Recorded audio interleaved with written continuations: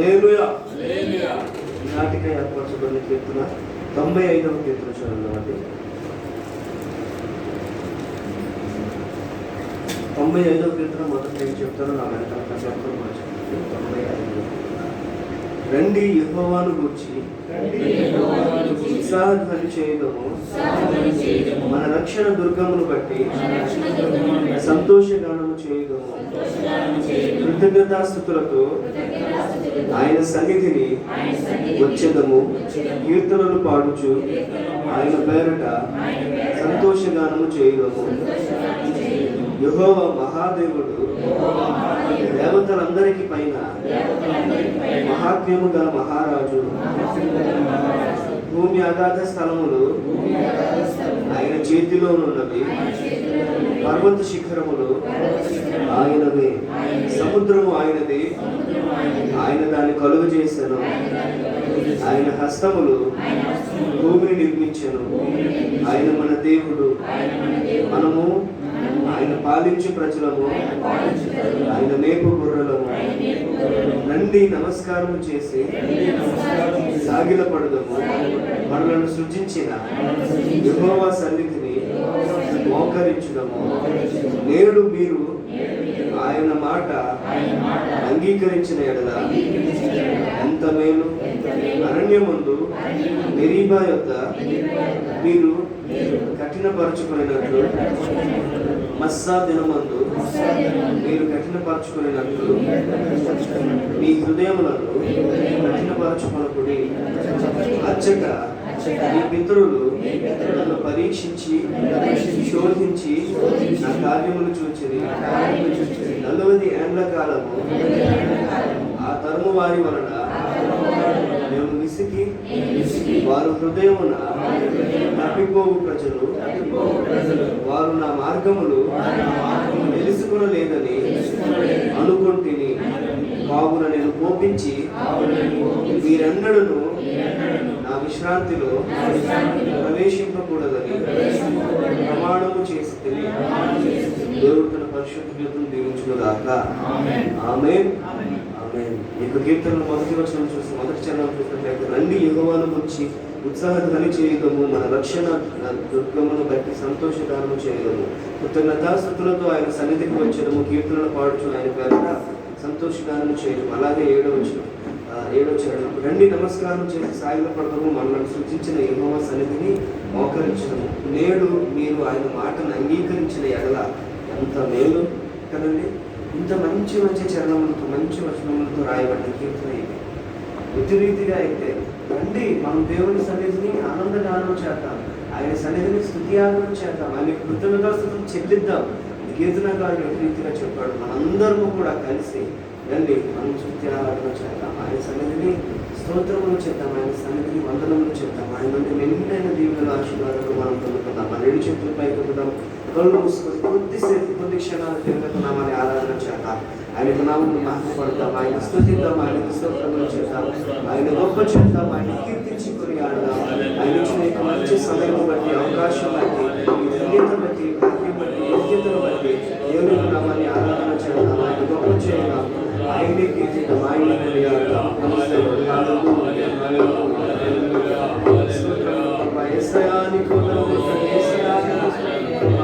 మా తండ్రి, మా రక్షకుడు, మా దేవ, మా గొప్ప దేవ, మమ్మల్ని బలపరచువాడా, మమ్మల్ని సృజించి ఉన్నవాడా, మమ్మల్ని కీర్తించుకొని ఆడుచున్న దేవా, నీకే స్తోత్రములు చెల్లిస్తున్నాను ప్రభువా. నీవేమంత పరిశుద్ధులను ఆరాధన చేస్తున్నాను. పరమదాసులు ఉన్నవాడా, ఆకాశంలో మమ్మల్ని చూచుచున్నవాడా, యేసయ్యా నీకే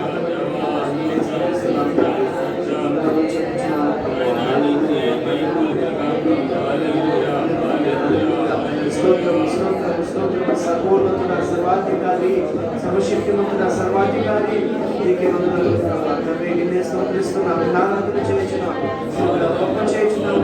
మంత్రం మా దేవా నీకు వందనములు, సర్వయుగములను సజీవుడా నీకే వందనములు ప్రభువా. సంపూర్ణుడా నీకు వందనములు, పరిపూర్ణుడా నీకు వందనములు, ఆత్మాభిషేకమా నీకు వందనములు, అగ్ని నీకు వందనములు ప్రభువా. తండ్రి నాగా నీకే స్తోత్రములు చెల్లిస్తున్నాము, నిన్నే సందేశంగా ఆరాధన చేస్తున్నాము.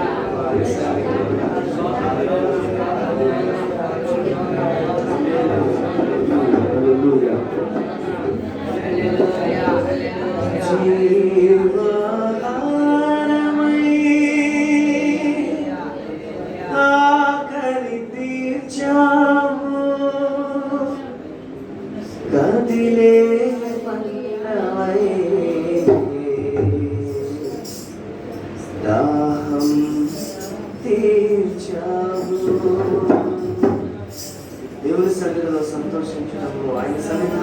పొందడంలో అనుభవించడంలో ఎంతో గొప్ప ఉపయోగం ఉంది.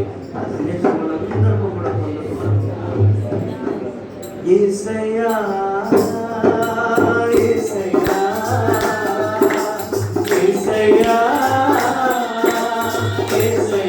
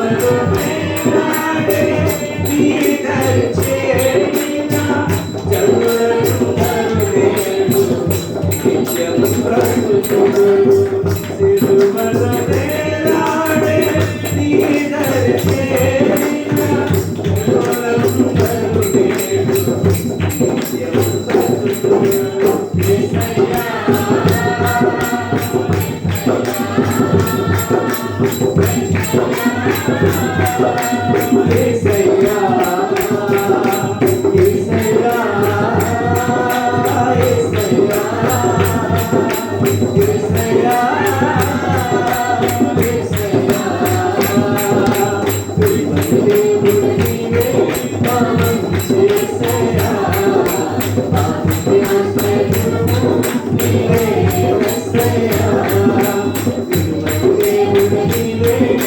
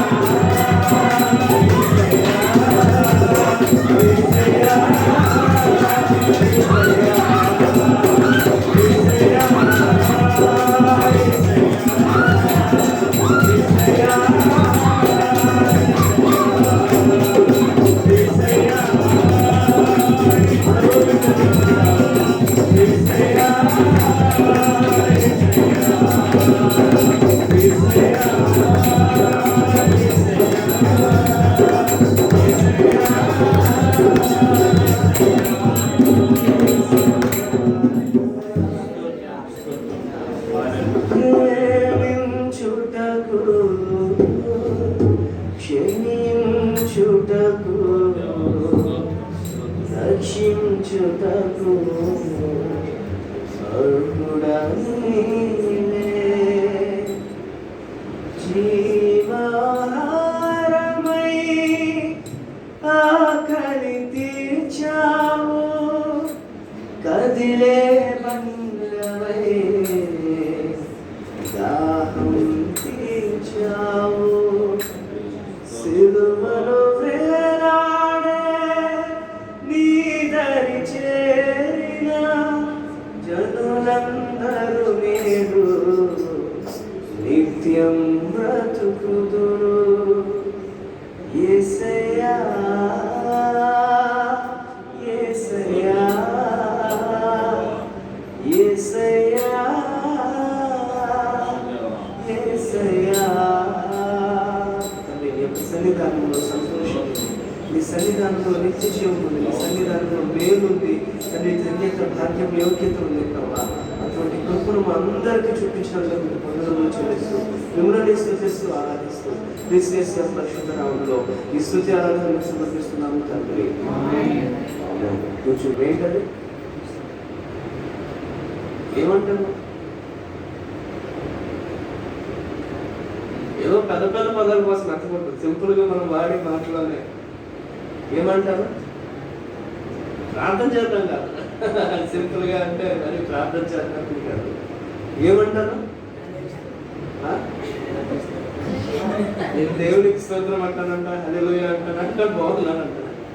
అది కాదు, నేనేమంటానంటే సరే ఇక మనం వాక్యం ధ్యానం చేసుకుందాం అంటాం. ఓకే, వాక్యం ధ్యానం చేసుకుందాం అంటాం. సో ఈరోజు మనము నేర్చుకుంటున్న అంశం ఏంటంటే దేవుని వాక్యాన్ని ఎట్టి రీతిగా ధ్యానం చేయాలి, అసలు ఎందుకు ధ్యానం చేయాలన్న విషయాన్ని మనం తెలుసుకున్నాం. ఓకే, ఎవరైనా చిన్న ప్రార్థన చేయండి, వాక్యం ముందు దేవుడు మనతో మాట్లాడాలన్నా. చూడడానికి వందాలు చూడడానికి వందాలు మాటలు ఆలోచించడానికి వందాలు. అదే వాక్యం మాటలు ఆలోచించగా మా చెవులను తెరవండి, మా ఆలోచనను సాధించండి, దృష్టి మాకు దోచుకుంటే కాపుదల చదివించండి. మీ బిడ్డని హస్తంలో దాచించండి ప్రభావ. దూరద్రాత్మతో బలపరిచండి. ఒక మాటలను దాన్ని నేను బిడ్డ ద్వారా మేము బిడ్డకు సహాయం దాచండి. ప్రతి ఒక్క మాటను విని మా జీవితంలో ఆచరణ పెట్టడానికి సహాయం నిర్వహిస్తాను. సర్వశక్తిగా లేసి సర్వపరిశుద్ధరామన్న వెళ్తున్నా ప్రియ పనులు తండ్రి. ఆమేన్. ఓకే, సో మొట్టమొదటిగా నేను ఈరోజు 5 స్టెప్పులు చెప్తాను. ఓకే, 5 విషయాలు చెప్తాను. అసలు మనం వాక్యం ఎందుకు ధ్యానించాలి, దేవుడి వాక్యం ఎందుకు ధ్యానించాలి, అసలు ధ్యానం అంటే ఏంటో తెలుసండి? ధ్యానం అంటే ఏంటి?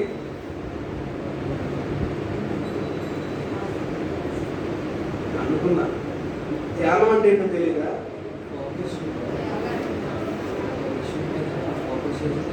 ఒక విషయం మీద ఫోకస్ చేయడాన్ని ధ్యానం అంటారు. ఇంకా దృష్టి పెట్టడాన్ని ధ్యానం అంటారు. ఇంకా ధ్యానం మీరు ఎప్పుడు ధ్యానం చేయలేదండి? ధ్యానం అంటే అసలు ఎలా చేస్తారు?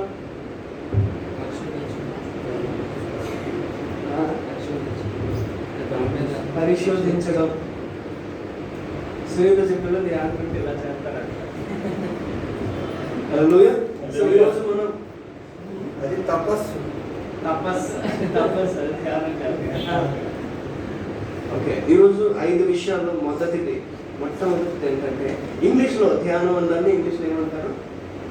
మెడిటేషన్. Okay, meditation. సో ఈరోజు నేను చెప్పబోతున్న విషయం ఏంటంటే 5 steps to meditating on the Bible. అసలు బైబిల్ని, దేవుని వాక్యాన్ని ఎట్టి రీతిగా మనం ధ్యానం చేయాలి, ఎందుకోసం మనం ధ్యానం చేయాలి అన్న విషయాన్ని, ఒక 5 విషయాన్ని నేను మీకు చూపించాలనుకుంటున్నాను. మొట్టమొదటి ఒకసారి చదవండి.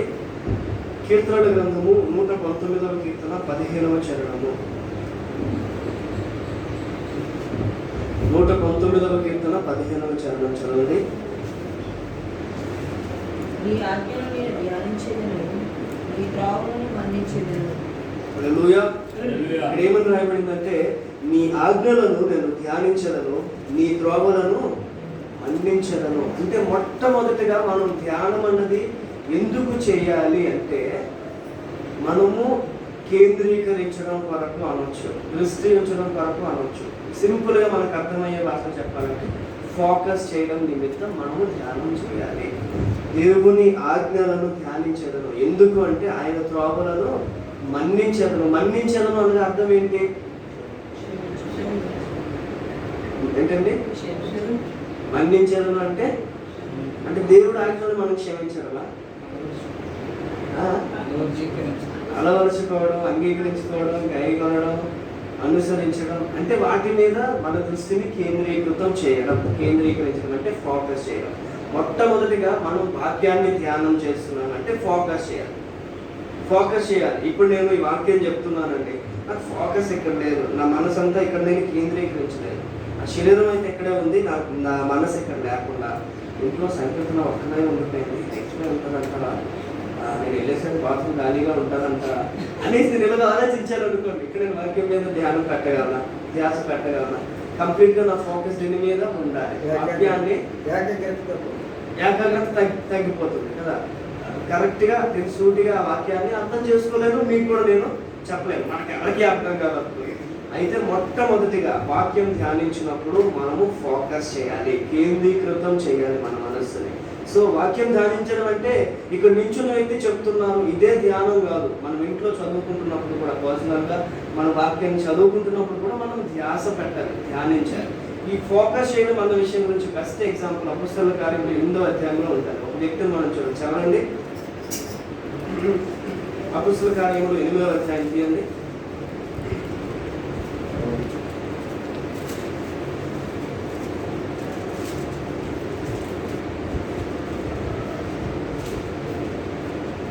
ఈ 8వ అధ్యాయంలో మనం ఒక వ్యక్తిని చూడవచ్చు. ఏంటంటే ఎన్నో వచనం అంటే 28వ వచనం చదవండి.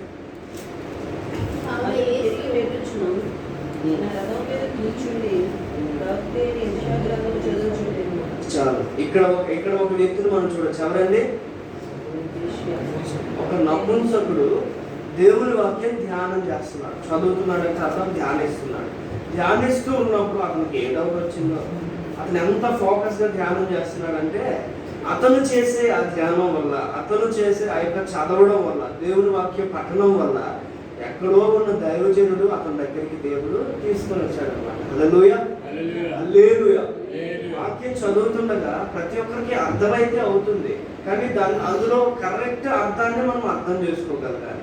వాక్యం కొన్నిసార్లు ఒకటే మాటని 10 విధాలుగా మనం అర్థం చేసుకోవచ్చు, అదే మాటని తప్పిదంగా మనం అర్థం చేసుకోవచ్చు. ఎందుకంటే ఈ దేవుని మాట మనకి సూటిగా చెప్తుంది. మనలో తప్పు ఉంది అనుకున్నాం, ఎగ్జాంపుల్ మనలో తప్పు ఉన్నాం. ఫర్ ఎగ్జాంపుల్ నేను శాంసన్ అనే ఏదో విషయంలో గొడవ పడ్డాము, అసలు మాట్లాడుకోవట్లేదు, మొహాలు చూసుకోవట్లేదు, అసలు ఏం లేదు అనుకున్నాం. అసలు అనే అంటే నా కోపంలో నేను ఏం మాట్లాడుకుంటే అప్పుడు ఇంటికి వెళ్ళి వాక్యం చదువుతున్నాను అనుకున్నాను. వాక్యం చదువుతున్నప్పుడు దేవుని వాక్యం నాతో మాట్లాడింది ఏంటంటే అందరితో సహోదరత్వం కలిగి, అందరితో ప్రేమ కలిగి, సహవాసం కలిగి దేవుని సన్నిధిలో ఉండాలి, బయట కూడా అలాగే ఉండాలి. అప్పుడు నేను ఎలా అర్థం చేసుకోవాలి ఆ వచనాన్ని? పాజిటివ్గా తీసుకొని నిజమే దేవుని వాక్యం సెలవించాలి. మేము గొడవ పడినప్పటికీ కూడా ఖచ్చితంగా సహోదరత్వం కలిగి ఉండాలి, ప్రేమ కలిగి ఉండాలి. అది లోక సంబంధమైన ప్రేమ కాదు, దేవుని నుండి వచ్చిన ప్రేమ కనుక దేవుని ప్రేమ బట్టి నేను ఎలా అయినా అన్నయ్యతో ఈరోజు మాట్లాడాలి. అది సారీ చెప్పినా చెప్పకపోయినా ప్రైజ్ లాడు ఓకే బాగున్నారా, ఓకే సాయంత్రం పిల్లలు వెళ్తాం, బాయ్ బాయ్ అంతే. అంటే దేవుని వాక్యం అట్టి విధంగా ధ్యానం చేసినప్పుడు, ఫోకస్ చేసినప్పుడు ఆ మాటలు మనము అర్థం చేసుకోగలం. ఇక్కడ మనం ఉదాహరణ చూస్తే ఇక్కడ ఒక నపుంసకుడు అంటే తెలుసు కదండి, ఒక నపుంసకుడు దేవుని వాక్యం ధ్యానం చేస్తున్నాడు. చదువుతుండగా అతనికి ఏ డౌట్ వచ్చిందో అర్థం వెతుకుతున్నాడు. అప్పుడు అర్థానికి దేవుణ్ణి ఏం అడగలేదు అతను, దేవుడా ఈ గ్రంథంలో ఏదో ఉంది, ఇదేంటిది నాకు చెప్పు అని దేవుణ్ణి ఏం అడగలేదు.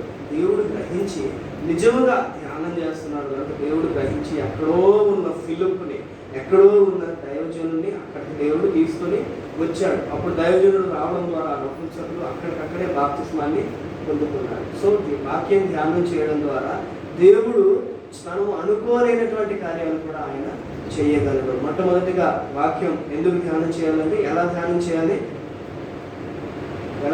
చేయాలి, కంప్లీట్గా ఫోకస్ చేసి మన మనస్సుని కేంద్రీకరించి చేయాలి.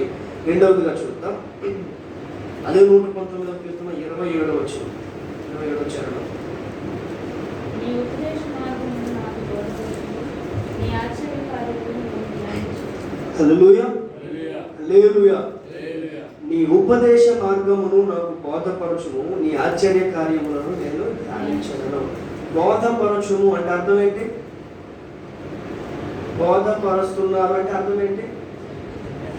అది మనం ఎలా తీసుకోవాలి, మనకి ఎలా? ఇప్పుడు ఎగ్జాంపుల్ నేను చెప్తున్నాను, నేను బోధపరుస్తున్నాను అంటే మీకేమవుతుంది, అది అర్థం అవుతుంది. రెండవదిగా ఆ యొక్క వాక్యంని అర్థం చేసుకోవడం కోసం మనం చదవాలి, ధ్యానించాలి. మెడిటేట్ టు అండర్స్టాండ్ అంటే అర్థం చేసుకోవడం గురించి. ఆ వాక్యాన్ని మనం సరైన రీతిలో అర్థం చేసుకోవాలి. మొదటిది ఫోకస్ చేయాలి, రెండవది అర్థం చేసుకోవాలి. ఆ వాక్యం అసలు ఏముందో రాయబడి ఉంది కానీ అభిషేకం చెప్పాడు కానీ నాకు అది అర్థం కాలేదండి అంటే మనం ఫోకస్ చేస్తాం. రెండవదిగా దాన్ని మనం అర్థం చేసుకోగలగాలి కదా. ఇప్పుడు నేను ఫోకస్ చేసి నేను అర్థం చేసుకొని మీకు చెప్తే అది మీకు అర్థం అవుతుంది, మీరు దాని మీద ఫోకస్ చేయాలి. నాకే అర్థం కాకుండా నేను ఏదో చెబుతున్నానంటే అది మీకు అర్థమవుతుందా? నీకు అర్థమవుతుంది. నేను ఇలా వాక్యం చెప్తూ ఒకసారి ఫాస్ట్గా చెప్పినట్టుగా అలా వాక్యం చెప్తూ నేను రిక్షాలో వెళ్తున్నాను, ట్రైన్లో వెళ్తున్నాను అన్నారు అనుకోండి, మీరు అడుగుతున్నారు కదా వాక్యం చెప్తే రిక్షా ఎందుకు మధ్యలో వచ్చింది, ట్రైన్ ఎందుకు మధ్యలో వచ్చింది. సో రెండవదిగా అర్థం చేసుకోవాలి. అర్థం చేసుకుంటే అప్పుడు మనం సరిగ్గా ఉండగలం. తర్వాత 143వ కీర్తన 5వ చరణం చదవండి. పూర్వజన్మములు జ్ఞాపకం చేసుకొనుచున్నాను, క్రియలని ధ్యానించుచున్నాను, నేను నీ చేతుల పని యోచించుచున్నాను. సో మూడవదిగా మనము ఈ యొక్క వాక్యాన్ని ఎలా ధ్యానం చేయాలంటే గుర్తు చేసుకున్నట్టు కొరకు, అంటే పూర్వము జరిగినవి గుర్తు చేసుకున్నట్టు కొరకు కానీ, లేదంటే ఏదైనా దేవుడు చేసిన కార్యములు గుర్తు చేసుకున్నట్టు కొరకు కానీ మనం ధ్యానం చేయాలి. వాక్యం వినుచుండగానే లేదంటే ధ్యానం చేస్తుండగానే మనకు బైబిల్లో నుండి కొన్ని ఉదాహరణలు దేవుడు చూపిస్తాడు. ఫర్ ఎగ్జాంపుల్ యోసేపు జీవితంలో ఎలా అయింది, అబ్రహాం జీవితంలో ఎలా అయింది, నెక్స్ట్ దేవుడు ధర్మశాస్త్రాన్ని ఇటు రీతిగా రాయించాడు, ఆ ధర్మశాస్త్రంలో ఆజ్ఞలు ఇలా చెప్తున్నారు, ఇవన్నీ చెప్తున్నారు అనుకోండి. ఇవన్నీ మనం వింటున్నాం, ధ్యానం చేస్తున్నాం. అప్పుడు మనం గుర్తు చేసుకోవాలి, నిజమే నాకు యోసేపు జీవితంలో అయినప్పుడు నా జీవితంలో కూడా అలాగే అయింది, ఒకసారి అబ్రహాం దగ్గర అయినప్పుడు నా జీవితంలో అలాగే అయింది, తల్లిదండ్రులు సన్మానించన్నాడు, నేను గుర్తు చేసుకుంటున్నాను, నిజంగా నా తల్లిదండ్రులు నేను సన్మానించాను అని మనం జ్ఞాపకానికి తెచ్చుకోవాలి. సో మూడవదిగా ఏంటంటే ఈ యొక్క వాక్యాన్ని ఎందుకు ధ్యానించాలి? క్రియలను మనం జ్ఞాపకం చేసుకోవడానికి లేదంటే గుర్తు తెచ్చుకోవడానికి చేయాలి. అలాగే మొదటి కీర్తన 2వ చరణం చదవండి. యెహోవా ధర్మశాస్త్రమునందు ఆనందించుచు దివారాత్రము ధ్యానించుచున్నాను. హల్లెలూయా. యెహోవా ధర్మశాస్త్రమునందు ఆనందించుచు దివారాత్రము దానిని ధ్యానించువాడు ధన్యుడు. అంటే అర్థం ఏంటి? వాక్యాన్ని మనం ఎందుకు ధ్యానించాలి? ఆనందించడానికి, దేవుణ్ణి ఆరాధించడానికి, దివారాత్రము ఆయన్ని ఆరాధన చేయడానికి మనము ధ్యానం చేయాలి వాక్యాన్ని కదా. ఎంతమంది భక్తులు ఉన్నారండి బైబిల్లో, వాక్యాన్ని ఎప్పుడు ధ్యానం చేస్తూనే ఉన్నారు. అసలు ఈ ధ్యానము, ఈ మెడిటేషన్ అన్నది బైబిల్లో 23 సార్లు ఉంది ధ్యానించాలి అన్న విషయం, మెడిటేషన్ గురించి. ఆ 23 సార్లు ఉన్నదిలో 19 సార్లు ఓన్లీ మన కీర్తన గ్రంథంలోనే రాయబడింది. అంటే ఈ ధ్యానమునకి ఈ కీర్తన గ్రంథంలో ఎంత విలువ ఇచ్చారు కదా. సో మనం కూడా ఖచ్చితంగా ఈ రోజు నుండి ధ్యానించాలి. అలాగే చివరిగా మరో రిఫరెన్స్ చూద్దామండి. ఏంటంటే యెహోషువ గ్రంథము మొదటి అధ్యాయము 8వ వచనం. ఎన్ని చెప్పానని నేను ఇప్పుడు ఎన్ని స్టెప్స్ చెప్పాను? 4 చెప్పాను కదా. ఇప్పుడు ఫైనల్ది యెహోషువ గ్రంథము మొదటి అధ్యాయము 8వ వచనం.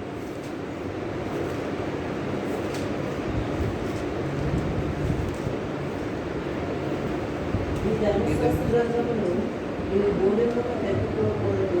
దానిలో రాయబడిన వాటన్నిటి ప్రకారం చేయటకు నీవు జాగ్రత్త పడినట్టు దేవాలయం దాన్ని ధ్యానించిన వల్ల నీ మార్పులు ఉత్తీర్ణ చేసుకుని చక్కగా ప్రవర్తించలేదు. చాలు. ఇక్కడ మనం చూస్తే ఆ యొక్క ధ్యానం మనం ఎందుకు చేయాలి అంటే వాటిని గైకొనడానికి మనం ఆ ధ్యానాన్ని చేయాలి. మెడిటేట్ టు అప్లై అన్నమాట, వాటిని గైకొనడానికి. సో చివరిగా మనం 5 విషయాలు చూస్తాం కదా. అందులో మొదటిది ఏంటంటే దేవుని వాక్యాన్ని ఎందుకు ధ్యానించాలి? మొదటిగా కేంద్రీకరించడానికి, ఫోకస్ చేయడం గురించి. రెండవదిగా అర్థం చేసుకోవడానికి. మూడవదిగా ఆయన చేసిన క్రియలను గుర్తు చేసుకోవడానికి. నాలుగవదిగా ఆరాధించడానికి, ఆయనలో ఆనందించడానికి. ఐదవదిగా అన్వయించుకోవడానికి, గైకొనడానికి. ఓకే. సో బైబుల్ నుండి ఒక్క వ్యక్తిని ఉదాహరణ తీసుకున్నాం. ఓకే. ఆదికాండం తెరవండి ఒకసారి.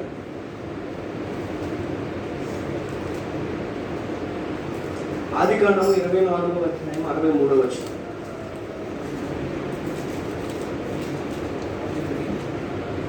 సాయంకాలమున ఇస్సాకు పొలములో ధ్యానింప బయలువెళ్ళి కన్నులెత్తి చూసినప్పుడు ఒంటెలు వచ్చుచున్నవి. చాలు చాలు చాలు. ఈ యొక్క చిన్న విషయం చాలు. సో ఇక్కడ మనం ఒక వ్యక్తిని ఉదాహరణ తీసుకున్నాం. ఎవరండి? ఇస్సాకు సాయంకాలమున పొలముకు వెళ్ళి ధ్యానించుకుంటున్నాడు. ఏం ధ్యానిస్తున్నాడు? ఇస్సాకు ఏం ధ్యానిస్తున్నాడండి? అంటే మనం సింపుల్ గా చెప్పొచ్చు, ధ్యానించడము అంటే దేవుని మాటలు గుర్తు చేసుకోవడం అవ్వచ్చు, లేదంటే ప్రార్థించుకోవడం అవ్వచ్చు, దేవునితో సమయాన్ని గడపడానికి ఇస్సాకు వెళ్ళాలి. ఇస్సాకు జీవితంలో మనం చూస్తే ఇస్సాకు ఎంతమంది కుమారులు అంటే? ఎంతమంది కుమారులు అండి ఇస్సాకుకి? ఇస్సాకు ఎంతమంది కుమారులు కూడా తెలియదా? ఇస్సాకు తెలుసండి మీకు? ఇస్సాకు తెలుసా? బైబిల్లో ఇస్సాకు ఎవరి కుమారుడు? అబ్రహాము కుమారుడు. ఇస్సాకు కుమారులు ఎవరు? ఏశావు, యాకోబు. ఎంతమంది కుమారులు ఇప్పుడు? ఇద్దరే. ఆ ఇద్దరు కూడా కవల పిల్లలే కదా. అందులో పెద్దవాడి పేరు ఏశావు, చిన్నవాడి పేరు యాకోబు. సో ఇస్సాకు కూడా మనము ఎప్పుడైనా ఫోకస్ చేస్తే అబ్రహాం మీద ఫోకస్ చేస్తాం, అలాగే యాకోబు అలాగే ఇశ్రాయేలు మీద ఫోకస్ చేస్తాం. కానీ ఇస్సాకు మీద ఎక్కువ మనం ఆలోచన చేయాలి. ఇస్సాకు కూడా చాలా పవిత్రుడు, చాలా పరిశుద్ధుడు. అందుకనే బైబిల్ గ్రంథంలో అబ్రహాము దేవుడు, ఇస్సాకు దేవుడు, యాకోబు దేవుడు అని రాయబడి ఉంది కదా.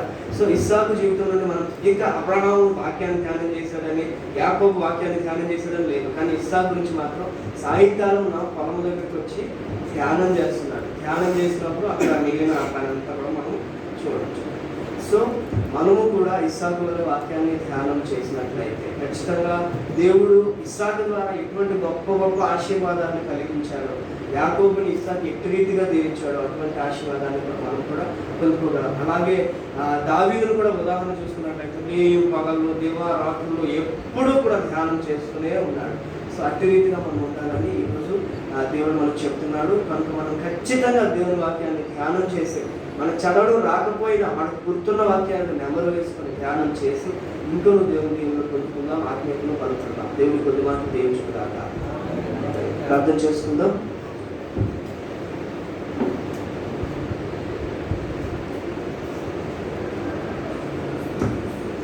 పరిశుద్ధుడు అయిన తండ్రి, మీకు వందనాలు. ఎత్తబడిన ఈ మాటలు మా అందరిలో ఫలించినట్లు సహాయం చేయండి. ధ్యానించాలి. యెహోవా ధర్మశాస్త్రం నందు ఆనందించు, దివారాత్రము దాన్ని ధ్యానించు. యెహోషువ ఈ గ్రంథమును ధ్యానించుకున్నాం. ఆ విధంగా మేము ధ్యానించి ఈ దేవుళ్ళు పొందుకునే భాగ్యం దయచేయండి.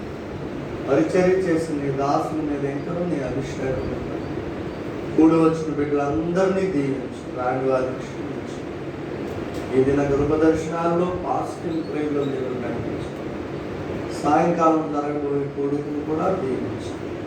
ఈ దినం పరిచర్య చేసిన వారి మీదకి నీ ఆశీర్వాదాలు కలిపి మీరే మహిమ పొందమని, ఘనత పొందమని, ప్రభావం పొందమని క్రీస్తు యేసు పరిశుద్ధ నామంలో ఈ ప్రార్థన మీకు అప్పగిస్తున్నాము తండ్రి. తండ్రి అయిన దేవుని ప్రేమ, కుమారుడైన యేసు క్రీస్తు కృప, పరిశుద్ధాత్మ అన్యోన్య సహవాసము సన్నిధి కూడి ఉన్న మనకు సర్వలోక పరిశుద్ధులకు సదాకాలము తోడై నడిపించునుగాక. అందరికీ